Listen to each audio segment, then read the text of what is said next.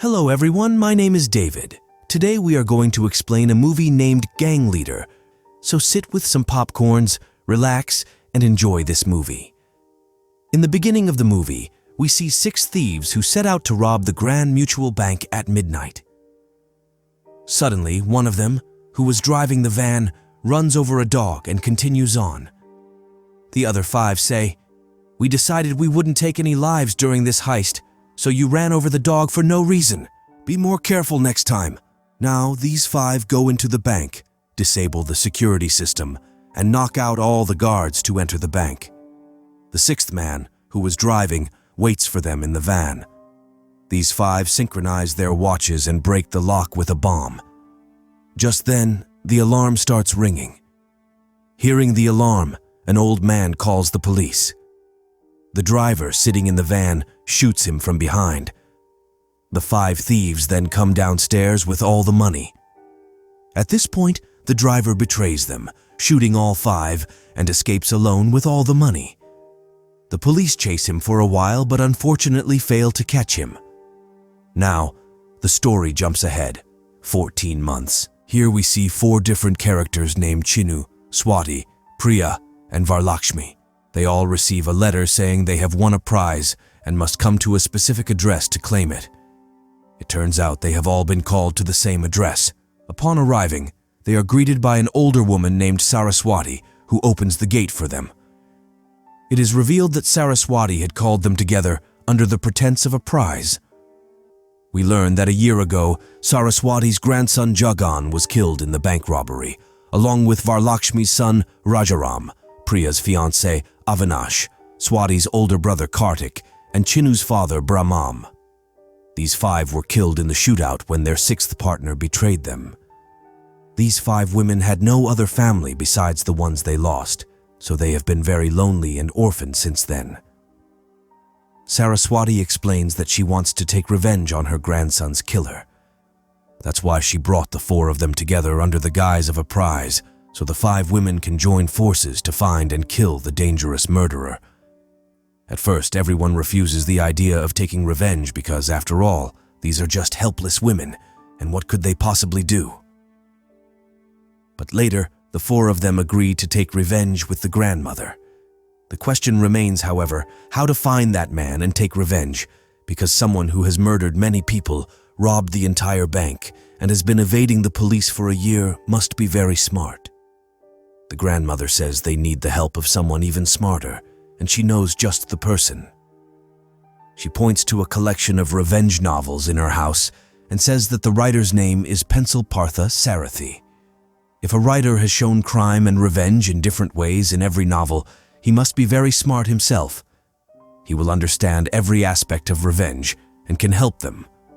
So, the 5 women go to Pencil Partha Sarathi's house. Pencil is working on his next script in an inner room. The women are impressed by the thousands of books around his house. Unfortunately, their impression is soon shattered when they discover that all these books are just for show and are filled with thermocol to make them look thick.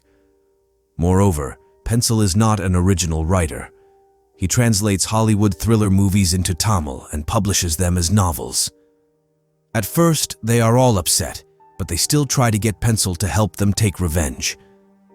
Pencil has no interest in their revenge, but he is swayed by Priya's beauty and agrees to help them. However, he demands a fee of 500,000 rupees. They had come seeking free help. After learning this, Pencil drives them away. In the next scene, Pencil takes his next script to his best friend, Ramakrishna, who runs a printing press. We find out that Pencil's previous 28 copied scripts flopped and no one bought them. This time, Ramakrishna is determined not to print the script. But Pencil emotionally blackmails him in the name of friendship, convincing Ramakrishna once again. Pencil then tells him about the morning incident where 5 women asked for his help to take revenge for the murders during the bank robbery last year. Ramakrishna comes up with a great idea. He says, "It's time, Pencil, for you to write your own script. Help those 5 women catch the killer and write the entire process in the form of a novel. I'll invest all my money in that novel, and you'll soon become a great writer." Ramakrishna convinces Pencil to help the women by showing him big dreams.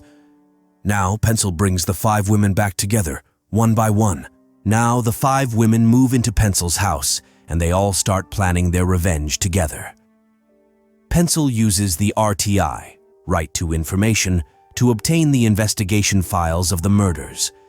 After reading them, it becomes clear that the evidence collected by the police is useless. So, they need to start from scratch. Pencil notices that the deceased had identical stopwatches on their wrists, which provides the first clue. He points out that the police arrived at the bank 18 minutes after the alarm went off, and in those 18 minutes, the 5 thieves managed to steal 300 crore from 14 floors. But these 5 were ordinary people with no prior criminal background. This means they must have practiced a lot to execute the heist so smoothly, and the stopwatches were used to synchronize their timings. So, our target now is to find all the vacant buildings with 14 or more floors from the past year, because they must have practiced in one of those buildings. The amazing thing is that Pencil, as a writer, would always write out any plan in script form before executing it. He would think through all the possible situations and problems surrounding the plan, so he already had solutions in mind. Now, Pencil and Priya, pretending to be fake ACP officers, go to a government office and get a list of all the buildings in the city with 14 or more floors. They start checking each building one by one. In the meantime, we see some very cute scenes of them bonding like a family. Pencil has always secretly liked Priya, but Priya still remembers her deceased fiancé and is always focused on the ring he gave her. After checking many buildings, they finally find the right one. On the 14th floor, they find Varlakshmi's son, Rajaram's lunchbox, and a newspaper clipping that Swati's older brother Kartik used for solving puzzles. They also find all the practice equipment and dummy cash, confirming that they practiced there. This is a very emotional scene where everyone remembers their family members.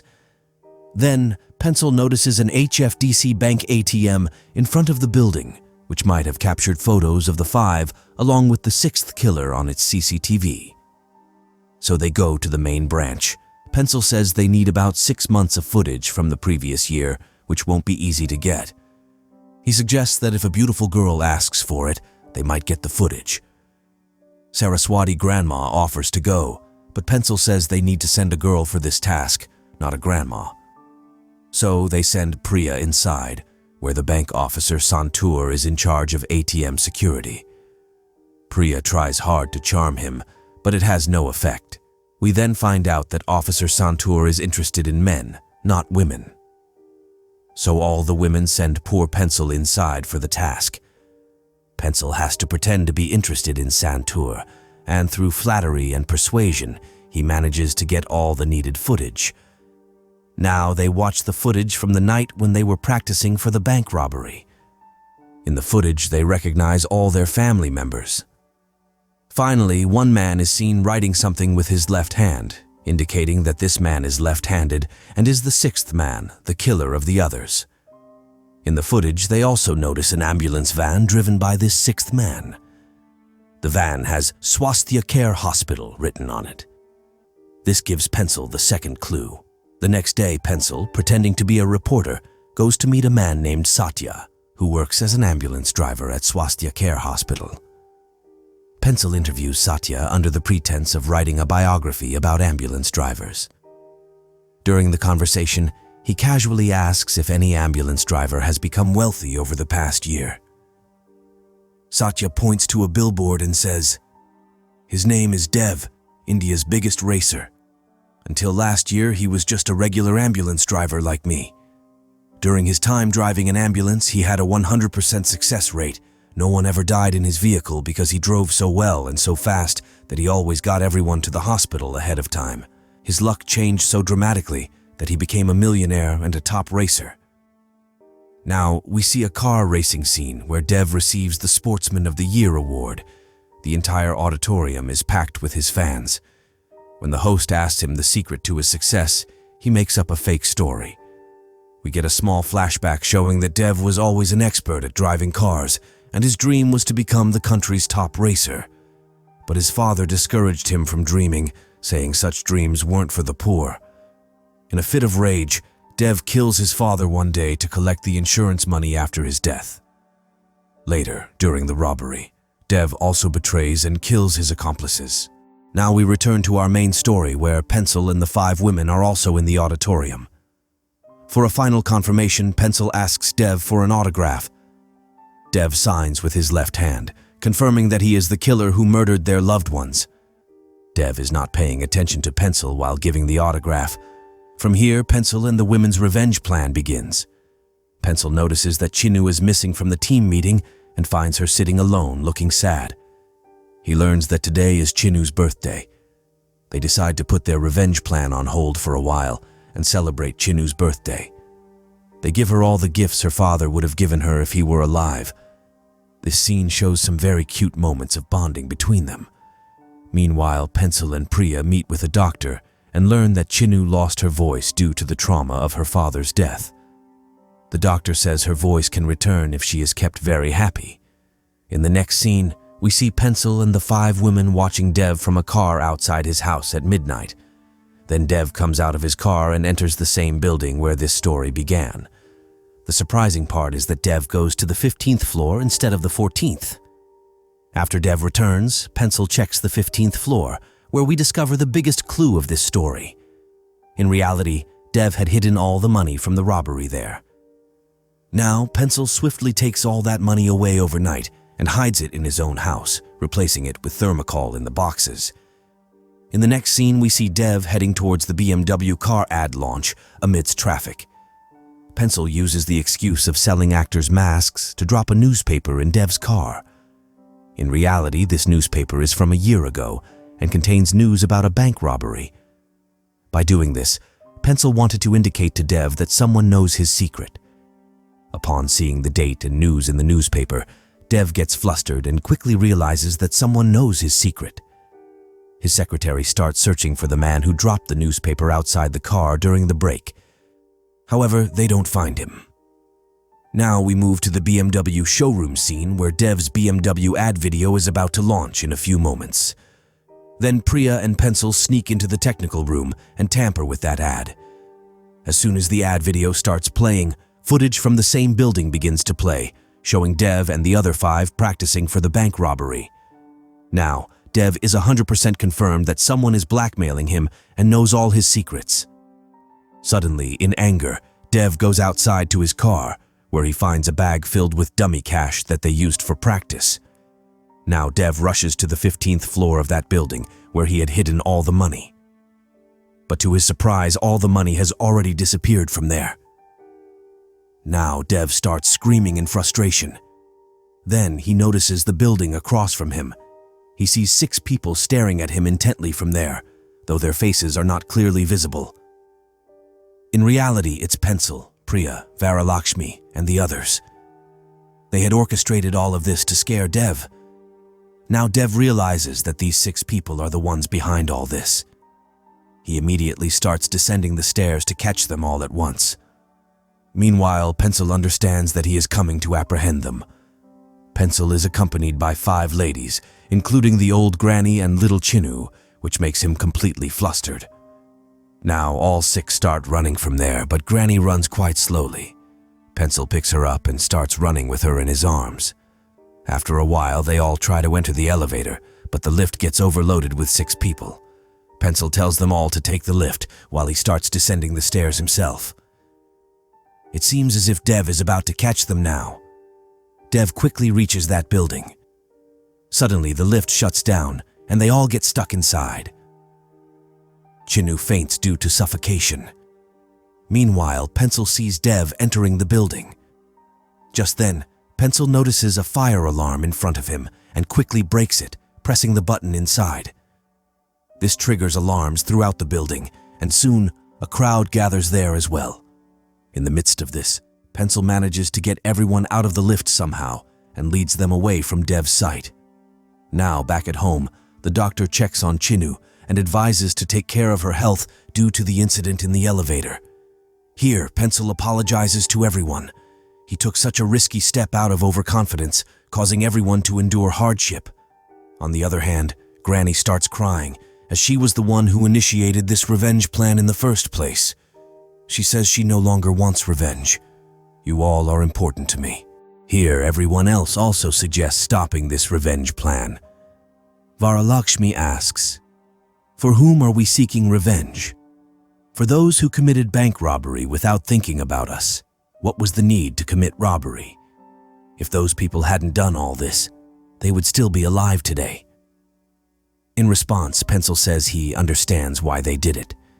He explains that each of these 5 had different types of cancer, and their deaths were already imminent. These people met at the Swasthya Care Hospital, where they were always worried about who would take care of them after they passed away. So these 5, together with the ambulance driver Dev from the Swasthya Care Hospital, planned the robbery so that you all could live a good life after they were gone, Pencil explains. Priya questions, "Why didn't you tell us all this earlier?" Pencil replies, "They didn't want you to know about the cancer, so I kept it from you." Now Priya asks, "So why tell us now?" Pencil, crying, says, "Because Grandma and you all seem to agree that you don't want this revenge. I'm connected to you all because of this revenge. If you all don't take this revenge now, I have no purpose here. You'll leave me alone again, and I'll be lonely and orphaned once more." The others also start crying. They say, "We have no one either. We're all alone. We won't leave you. You may scold us, but we'll stay right here." It was a very emotional scene. Pencil notices that Priya is still confused, staring at her ring and thinking about her fiancé. Now, with renewed motivation, they all get ready for their revenge. Meanwhile, Dev realizes that 5 women and 1 man are after him. Canceling his entire schedule, Dev sets out to find them. Just then, Dev's secretary Rasul asks, "How are we going to find them? We don't have any clues." Dev suddenly remembers the footage of the building shown during the BMW ad. He recalls the ATM in front of the building and pieces the whole case together. Dev goes to the main branch and reviews the footage capturing Pencil. Now armed with Pencil's address, he reaches his home. Saraswati Dadi opens the gate and Dev shoots her immediately. He enters and systematically eliminates Varalakshmi, Swati, and then Chinu. As he moves towards Priya to kill her, the scene cuts off. Now we realize that Pencil was actually writing all these upcoming possibilities in script form. Nothing like this has actually happened yet, but there's a chance it might. So now Pencil decides that first, they need to go to that bank branch and delete the record of their old camera footage. Otherwise, Dev will quickly come home looking for that proof. Pencil goes to Santor and starts discussing lovers' things again. Just then, Pencil realizes that Santor had already deleted all that footage because, according to him, there were cute moments between Santor and Pencil in that footage.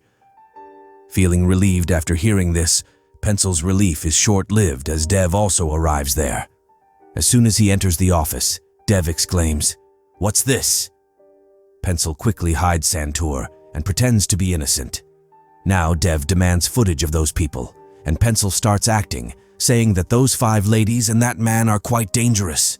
They are after a man named Dev and will kill him.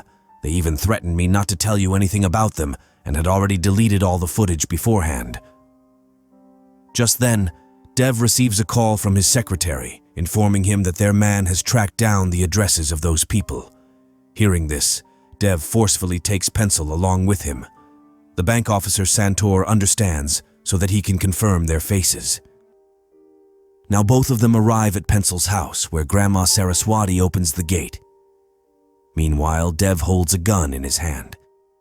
Just then, Pencil signals to Grandma to act.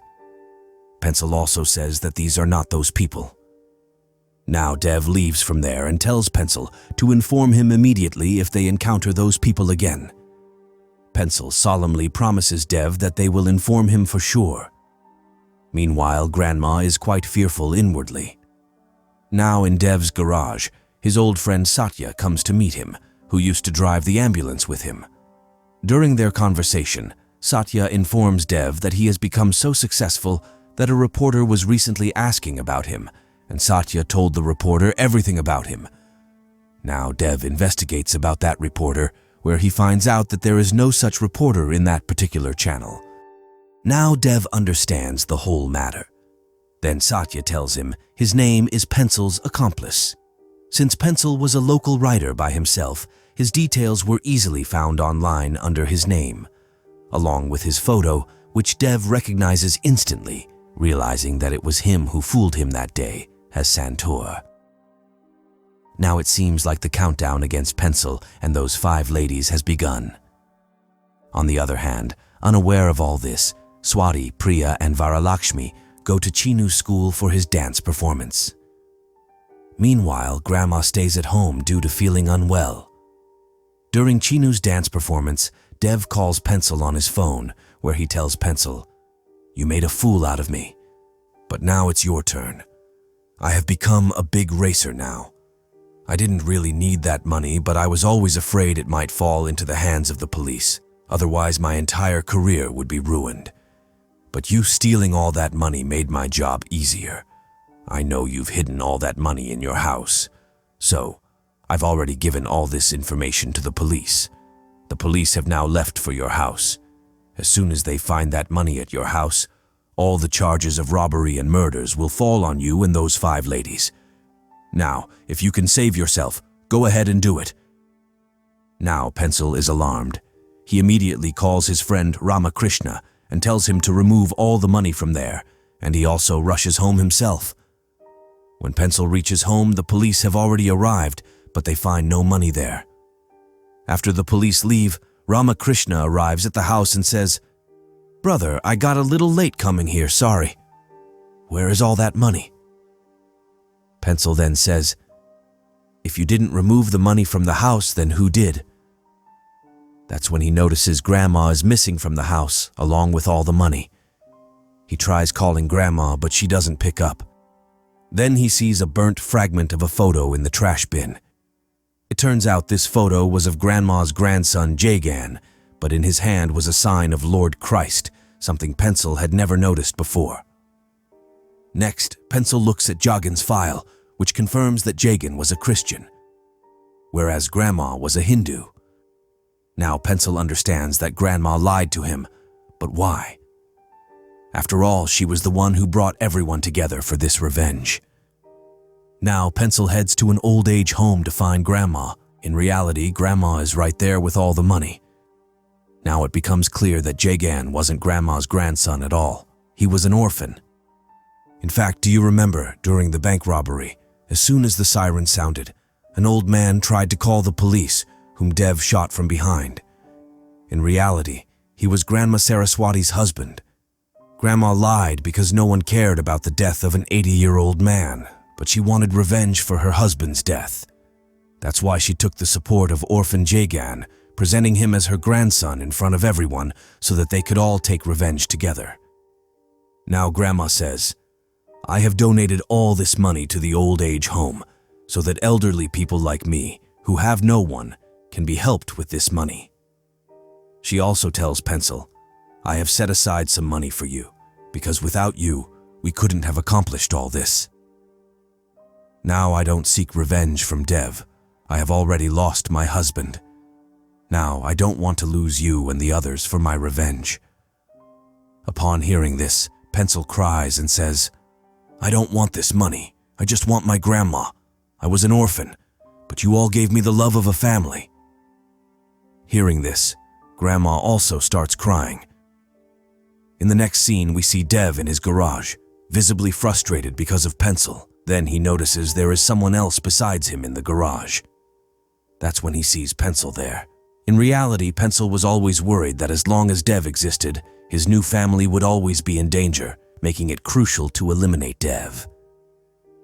Here we witness an intense action scene straight out of a proper South Indian movie, where Pencil and Dev engage in a fierce fight.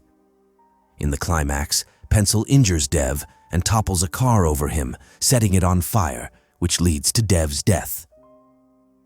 In the next scene, Pencil returns home, where all the ladies were already present. They have no idea about Dev's death. Here, one by one, they express to Pencil their desire to end this revenge right here.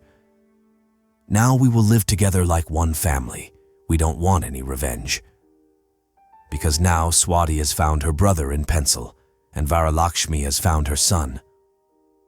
On the other hand, the news of Dev's death comes on TV, which makes Chinu scream in joy, because now her father's killer is dead. At this moment, Pencil and the others notice Chinu starting to speak. They all are very happy, but everyone thinks that Dev has received his punishment for his deeds. Finally, Priya also takes off her engagement ring and embraces Pencil, as if she has finally accepted Pencil's love. Then she notices a scar on Pencil's chest and realizes that Pencil was the one who killed Dev, but they both decide to keep this secret hidden. Now, in our final scene, we see Pencil signing autographs for people based on his original novel. The first page of this novel reads, "This book is dedicated to my grandmother Saraswati, my mother Varalakshmi, my wife Priya, my sister Swati, my daughter Chinna, and Shravani. Do you know who Shravani is? Let me tell you. Shravani was the dog Dev crushed at the beginning of the movie, Pencil's pet, whom Pencil loved more than life itself." And here we find out that Pencil was the mastermind behind this entire story. The revenge wasn't just for those ladies, it was also Pencil's revenge for his Shravani. And here, our story comes to an end. If you liked this explanation, please like, comment with any issues, and be sure to subscribe to this channel. Thank you very much.